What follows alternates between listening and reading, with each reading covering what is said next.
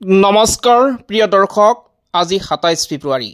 আজি আমি আপোনালোকক দিবলৈ ওলাইছোঁ এটা গাৰ নোম হিয়ৰি উঠা ঘটনা। এটা নীলা ট্ৰলি লৈ গংগাৰ পাৰলৈ আহিল দুগৰাকী মহিলা। ট্ৰলিৰ ভিতৰত ইমান গধুৰ কি? এটা ট্ৰলি বেগ, দুগৰাকী মহিলা আৰু অসাধাৰণ চলচালন। সন্দেহ হ'ল প্ৰত্যক্ষদৰ্শীৰ। আৰক্ষীক দিয়া হ'ল খবৰ। আৰক্ষীয়ে আহি সুধিলে কি আছে ভিতৰত। এগৰাকী মহিলাই ক'লে এটা কুকুৰ।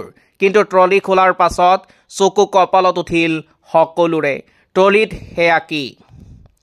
গুৱাহাটী মহানগৰীত বন্দনা কলিতাই সংঘটিত কৰা ভয়ংকৰ হত্যাকাণ্ডৰ কথা আপোনাৰ নিশ্চয় মনত আছে। আজি ক'বলৈ ওলাইছোঁ তেনে এক চাঞ্চল্যকৰ হত্যাকাণ্ডৰ বিষয়ে, যিটো ঘটনাই আপোনাক ভবাই তুলিব কিমান নৃশংস হ'ব পাৰে মানুহ। ঘটনাটো কলকাতাৰ। মঙলবাৰে পুৱা ঠিক 7 মান বজাত আহিৰিটোলা ঘাটৰ সমীপত এটা ট্ৰলি বেগ লৈ টেক্সিৰ পৰা নামে দুগৰাকী মহিলা। টেক্সি চালকৰ সৈতে দুই মহিলাই বাঘ বিতণ্ডা কৰি থকাৰ সময়তে তেওঁলোকক প্ৰত্যক্ষ কৰে ঘাটত কৰ্মৰত এগৰাকী মহিলা কৰ্মীয়ে।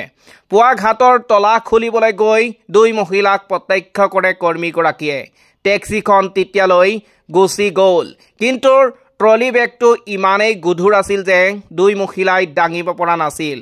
দুই মহিলাৰ চাল চলনত কিছু সন্দেহ উপজে মহিলা কৰ্মীগৰাকীৰ। ঘাটত যোগসান কৰিবলৈ অহা একাংশ লোকক বিষয়টো অৱগত কৰে তেওঁ। সেই লোকসকলৰ পৰামৰ্শ মতে খবৰ দিয়া হ'ল আৰক্ষীক। কিছু সময় পাছতেই উপস্থিত হ'ল আৰক্ষী। বিষয়টো বেগটোত কি আছে আৰক্ষীয়ে জানিব বিচৰাত এগৰাকী মহিলাই কয় যে বেগটোত এটা লেব্ৰেডৰ কুকুৰাৰ মৃতদেহ আছে। কিন্তু স্থানীয় লোকসকলে বিষয়টো মানি ল'বলৈ টান পালে। সেই দুই মহিলাৰ মাতৃ কন্যা বুলি স্থানীয় লোকসকলে জনায়। আৰক্ষীয়ে বাৰে বাৰে সোধাৰ পাছত কন্যাগৰাকীয়ে কয় যে তেওঁৰ পিহীয়েকে চুচুৰৰ ঘৰত অত্যাচাৰ সহিব নোৱাৰি গাত জুই লগাই আত্মহনন কৰিছে। কিন্তু তেওঁলোকৰ কথাবোৰ কিবা উলংঘন যেন লাগিল আৰক্ষীৰ।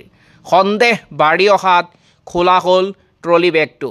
লগে লগে গাৰ নোম হিয়ৰি উঠিল সেই স্থানত থকা লোকসকলৰ। স্থানীয় লোকে দাবী কৰা মতে তেওঁলোকে ট্ৰলিৰ ভিতৰত প্ৰত্যক্ষ কৰে এগৰাকী মহিলাৰ মৃতদেহৰ 4টা টুকুৰা। কাক হত্যা কৰি এইদৰে মৃতদেহ পেলাবলৈ আনিছিল দুই মহিলাই? নীলা ৰঙৰ ট্ৰলি বেগটোৰ ভিতৰভাগ তেজেৰে ৰঙালী হৈ আছিল। লগে লগে দুই মহিলাক আটক কৰে আৰক্ষীয়ে। তেওঁলোকক সোধা পোছা কৰাৰ পাছত পোহৰলৈ আহে এটাৰ পিছত আন এটা চাঞ্চল্যকৰ তথ্য। আৰক্ষীয়ে প্ৰাথমিক অনুসন্ধানত জানিব পৰা মতে ধৃত দুই মহিলাই হৈছে ফাল্গুনী ঘোষ আৰু তেওঁৰ মাতৃ আৰতী ঘোষ। তেওঁলোকৰ পৰা উদ্ধাৰ কৰা হয় ট্ৰেইনৰ টিকট। উত্তৰ 24 পৰগনাৰ কাজিপাৰাৰ পৰা কলকাতা পাৰ্ক চাৰ্কাছলৈ ট্ৰেইনৰ টিকট কটা হৈছিল মঙলবাৰে। অৱশ্যে সেই ট্ৰলিটো লৈ তেওঁলোক আহিছিল টেক্সিত। ট্ৰলিৰ ভিতৰত কাৰ মৃতদেহ? আৰক্ষীয়ে জনোৱা মতে যিগৰাকী মহিলাৰ মৃতদেহ 4 টুকুৰা কৰি ভৰাই অনা হৈছিল ট্ৰলিৰ ভিতৰত, তেওঁৰ নাম সুমিতা ঘোষ। সম্পৰ্কত ফাল্গুনীৰ স্বামীৰ পিহীয়েক তেওঁকেই টুকুৰা টুকুৰা কৰি ট্ৰলিত ভৰাই নিয়া বুলি অভিযোগ উঠিছে। কিন্তু কিয় এই নৃশংস ঘটনা সংঘটিত কৰা হ'ল সেই বিষয়ে তদন্ত অব্যাহত ৰাখিছে আৰক্ষীয়ে। প্ৰাথমিক তদন্ত অনুসৰি উত্তৰ 24 পৰগনা জিলাৰ মধ্যগ্ৰামৰ এটা ভাড়াঘৰত সংঘটিত হৈছিল এই ভয়ংকৰ ঘটনাটো। সেই ঘৰটোতেই বাস কৰিছিল ফাল্গুনী আৰু তেওঁৰ মাতৃ আৰতীয়ে। অপৰাধ শাখাৰ যুটীয়া আয়ুক্ত ৰূপেশ কুমাৰে জনোৱা মতে সুমিতা ঘোষক হত্যা কৰা হৈছে। তেওঁৰ মৃতদেহ মৰণোত্তৰ পৰীক্ষাৰ বাবে প্ৰেৰণ কৰা হৈছে। আৰু সেইদিনা পুৱা ফাল্গুনী আৰু মাকে সুমিতাৰ মৃতদেহ ট্ৰলি বেগত ভৰাই আহিৰিটোলা ঘাটত গংগাত পেলাবলৈ দিয়াৰ চেষ্টা কৰা বুলি অভিযোগ উঠিছে। কিন্তু তেওঁলোকৰ পৰিকল্পনা সফল নহ'ল।